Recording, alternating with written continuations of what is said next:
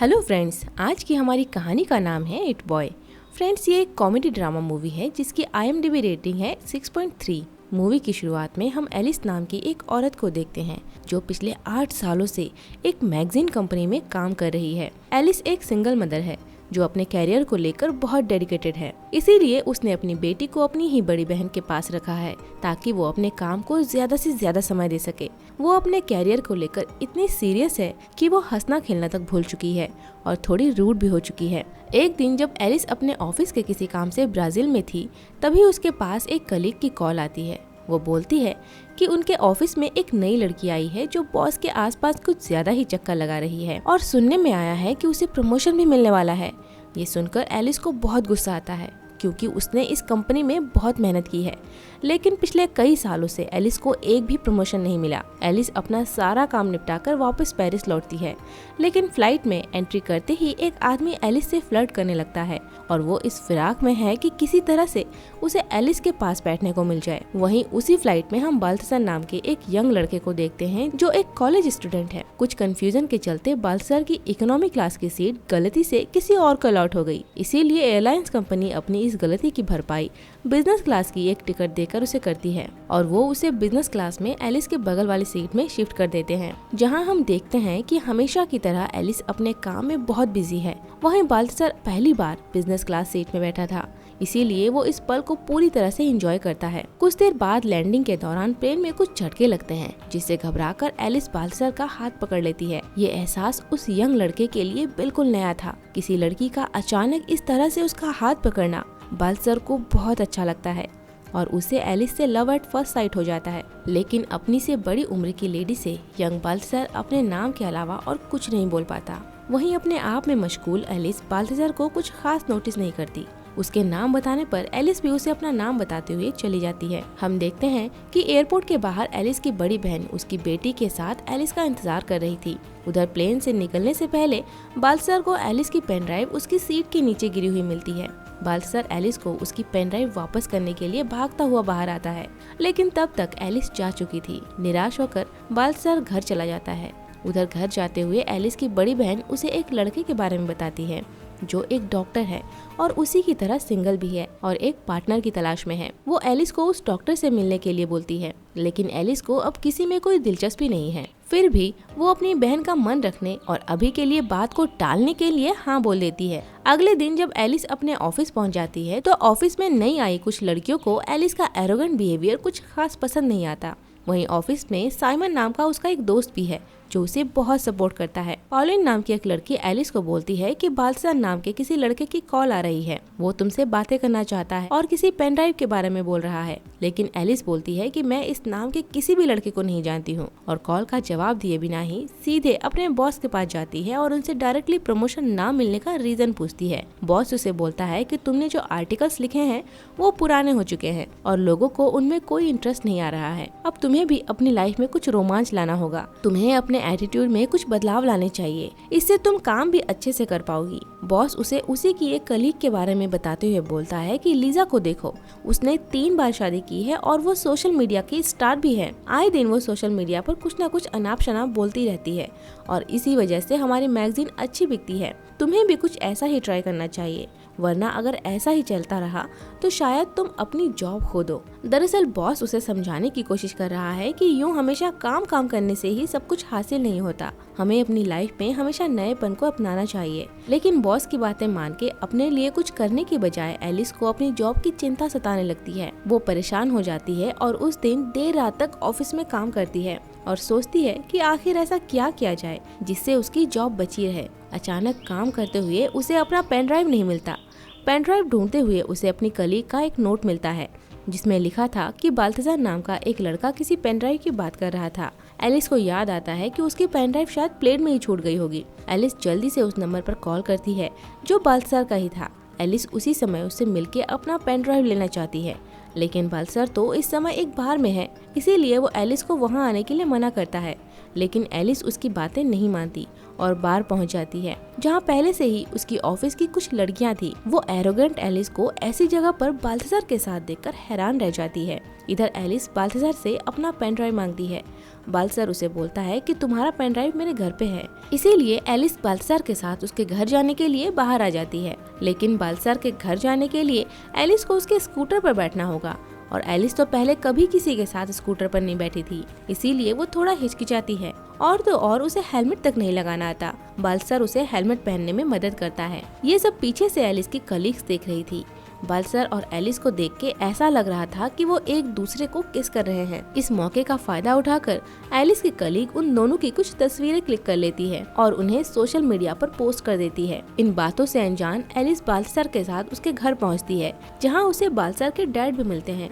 हम देखते हैं कि बालसर का घर बहुत मैसी है, जो कि सलीके से रहने वाली एलिस को बिल्कुल भी पसंद नहीं आता। वो बालसर से अपनी पेन ड्राइव लेकर निकलती है और निकलने से पहले बालसर उससे कॉफी के लिए पूछता है, लेकिन एलिस उसे मना कर देती है और बोलती है कि तुम जैसे छोटे लड़के को डेट करना मेरा स्टाइल नहीं है। बालसर समझ जाता है कि शायद एलिस उसे पसंद नहीं करती है, इसीलिए वो अपनी रोजमर्रा की जिंदगी में वापस लौट जाता है। लेकिन इन सारी घटनाओं से एलिस की जिंदगी पूरी तरह से बदलने वाली है। वो कैसे? तो चलिए देखते हैं। अगले दिन जब एलिस ऑफिस पहुंचती है तो वहाँ हंगामा मचा हुआ था। सभी लोग उसे अजीब अजीब सी नजरों से देख रहे थे। उसकी कलीग उसे बोलती है कि तुम्हारी एक फोटो वायरल हो गई है जिसमें तुम किसी लड़के को किस करते हुए दिख रही हो। एलिस तुरंत समझ जाती है कि ये सब गलतफहमी है और वो अपनी कलीग को बोलती है कि मैं कुछ भी गलत नहीं कर रही थी। लेकिन एलिस का बॉस इस घटना से बेहद खुश है, क्योंकि उन्हें लगता है कि वाकई एलिस ने उनकी बातें मानकर अपनी जिंदगी में बदलाव किए हैं। वो एलिस को बोलते हैं कि मुझे तुम्हारा ये नया रूप पसंद आया है, तुम ऐसे ही बनी रहो, कुछ इंटरेस्टिंग होगा तभी तो मैगजीन बिकेगी। एलिस को समझ नहीं आता कि ये सब क्या हो रहा है। इस बारे में एलिस अपने ऑफिस फ्रेंड साइमन से बात करती है। साइमन उसे ये आइडिया देता है कि तुम्हें उस लड़के को डेट करना चाहिए, सिर्फ दुनिया को दिखाने के लिए। ऐसा करने से बॉस खुश हो जाएंगे और तुम्हारे आर्टिकल भी हिट होने लगेंगे। लेकिन एलिस के लिए ये चीजें काफी अजीब थी। वो किसी के फीलिंग्स के साथ खेलना नहीं चाहती, उसे ये सब ठीक नहीं लगता। लेकिन प्रमोशन का जुनून उसके सर पर इस कदर सवार है कि वो बालसर को धोखा देने के बारे में सोचती है और अगले ही दिन एक सेक्सी ड्रेस में तैयार होकर वो बालसर से मिलने उसके कॉलेज पहुंच जाती है। बालसर और उसके कॉलेज के लड़के सेक्सी एलिस को देखकर हैरान रह जाते हैं। अपने आप को संभालते हुए बालसर एलिस से पूछता है कि तुम यहाँ क्या कर रही हो।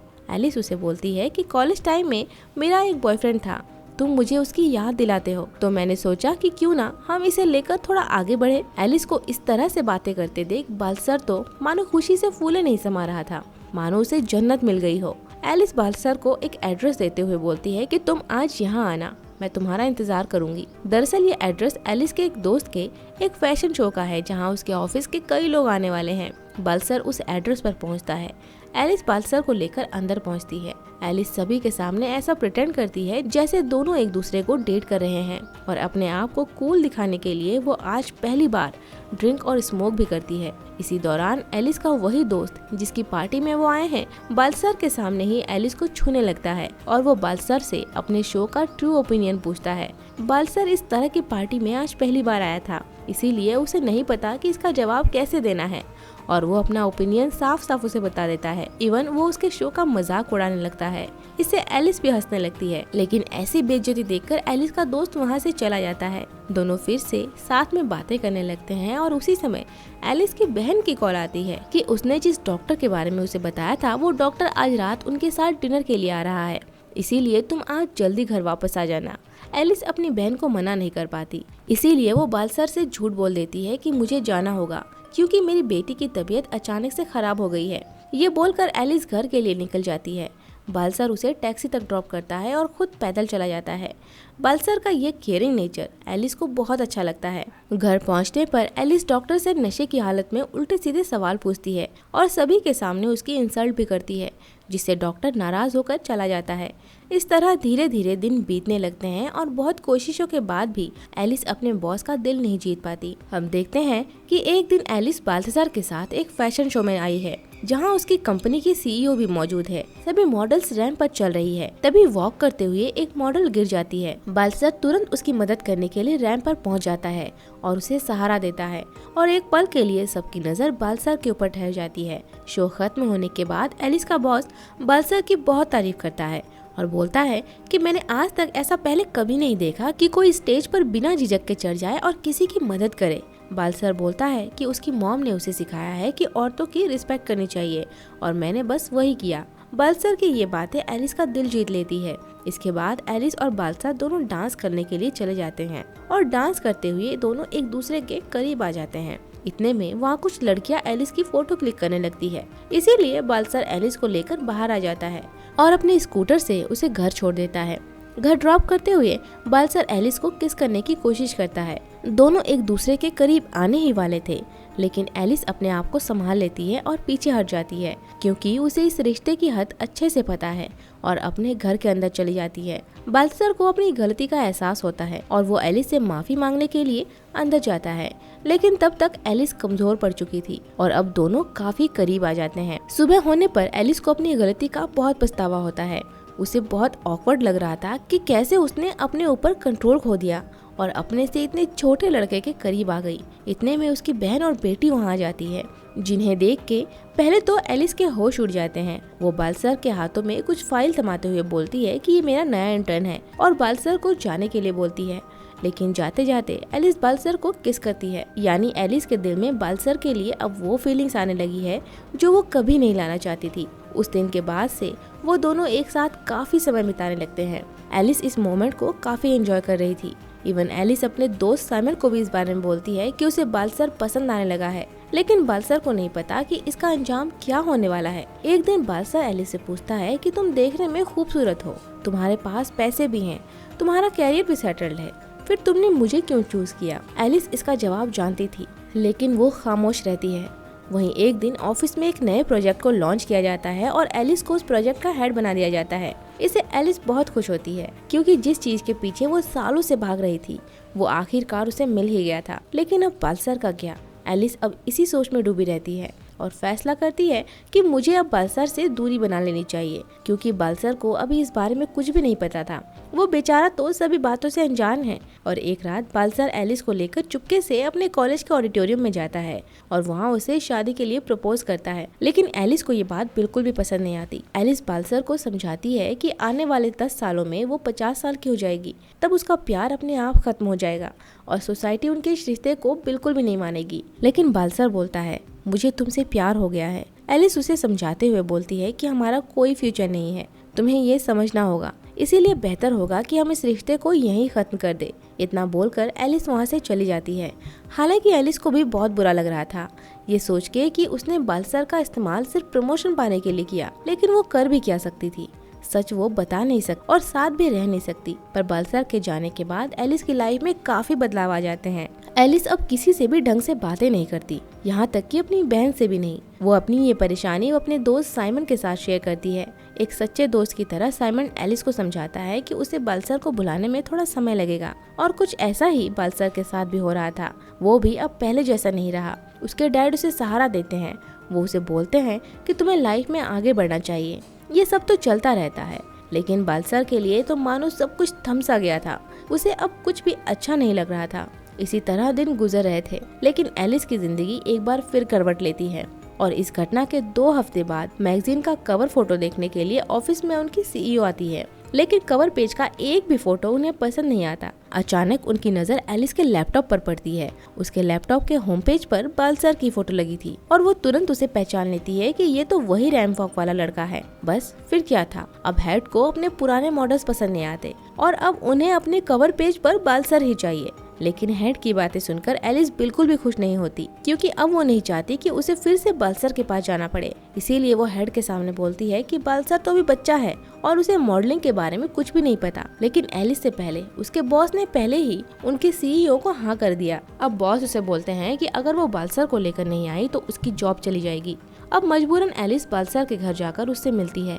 एलिस को दरवाजे पे देखकर बालसर को लगता है कि शायद एलिस उसे मिस कर रही होगी और अब वो उसके पास वापस आ गई है। लेकिन उसकी सोच से परे एलिस सीधे जाकर उससे मॉडलिंग करने के लिए बोलती है। पर बालसर को एलिस का इतना प्रोफेशनल रवैया बिल्कुल पसंद नहीं आता, इसीलिए वो नाराज होकर चला जाता है। पर एलिस को उम्मीद है कि बालसर जरूर आएगा। अगले दिन सभी लोग शूट के लिए तैयारी करते हैं। एलिस भी तैयार थी।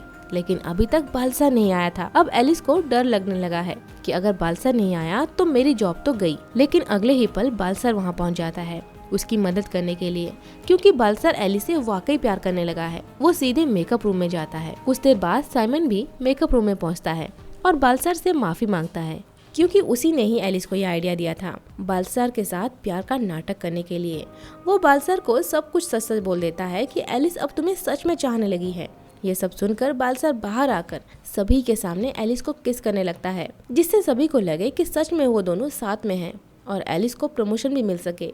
इस घटना से एलिस भी हैरान हो जाती है। अब बारी आती है फोटोशूट की, क्योंकि ये सब बालसर के लिए काफी नया है, इसीलिए बालसर सही से परफॉर्म नहीं कर पा रहा था और इरिटेट होकर फोटोग्राफर बालसर पे चिल्ला पड़ती है, जिससे बालसर को भी गुस्सा आने लगता है और वो शूट छोड़कर जाने लगता है। एलिस उसे रोकने की कोशिश करती है और उससे फोटोग्राफर से माफी मांगने के लिए बोलती है, क्योंकि एलिस के ऊपर प्रमोशन का जुनून जो सवार था। लेकिन बालसर के ऊपर क्या बीत रही है एलिस को इस बात का जरा भी अंदाजा नहीं था और ना ही फर्क पड़ रहा था। गुस्से में एलिस उसे बोलती है कि मेरे लिए एक बार ये फोटोशूट करके इस किस्से को यहीं पर खत्म कर दो। एलिस की ऐसी खुदगर्जी देखकर बालसर को उसके ऊपर बहुत गुस्सा आता है और गुस्से में वो सबके सामने उसकी असलियत उगल देता है कि कैसे उसने प्रमोशन पाने के लिए उसका इस्तेमाल किया, जिसे सुनकर वहाँ मौजूद सारे लोग हैरान हो जाते हैं कि एलिस ने ऐसा किया। एलिस के बॉस उसकी इस हरकत की वजह से उसे नौकरी से निकाल देते हैं और एलिस की जगह प्रोजेक्ट हेड उसे बना देते हैं, जो सोशल मीडिया पर उल्टे सीधे पोस्ट किया करती थी। यानी कि अब एलिस बालसर और अपनी जॉब दोनों से हाथ धो बैठी है। बालसर के जाने के बाद एलिस खुद को बहुत अकेला महसूस करती है। उसे हर एक चीज को देखकर बालसर की याद आने लगती है। एलिस अब पहले की तरह काम में भी बिजी नहीं थी, जो उसे बालसर की यादों से बाहर निकलने में मदद करे। वो बेकार इधर उधर घूमती रहती और इस तरह कई दिनों तक उसकी यादों में डूबे रहने के बाद फाइनली वो बालसर से मिलने उसके कॉलेज के उसी ऑडिटोरियम में पहुंचती है जहां बालसर ने उसे प्रपोज किया था। आज वहीं पर सभी स्टूडेंट्स के सामने एलिस अपने दिल की बात बालसर को बोल देती है। एलिस बोलती है कि मैंने अब फ्यूचर के बारे में सोचना छोड़ दिया है। अपने एटीट्यूड को साइड में रख के वो बालसर से अपने किए के लिए माफी मांगती है और सबके सामने रोने लगती है। बालसर, जो आज भी एलिस से उतना ही प्यार करता था जितना पहले करता था, वो स्टेज पर जाकर उसे किस कर लेता है। सारे स्टूडेंट्स उन्हें देखकर ताली बजाने लगते हैं और इसी के साथ ये मूवी यहीं खत्म होती है। तो फ्रेंड्स, कैसी लगी आपको ये कहानी हमें कमेंट में ज़रूर बताएं और साथ ही ये बताना ना भूलें कि इसके बाद आप कौन सी मूवी की कहानी को सुनना चाहेंगे। अगर आपको हमारा एक्सप्लेनेशन अच्छा लगा हो तो वीडियो को लाइक, शेयर एंड सब्सक्राइब करें। जल्द ही मिलते हैं एक और मज़ेदार कहानी के साथ। तब तक के लिए बाय बाय।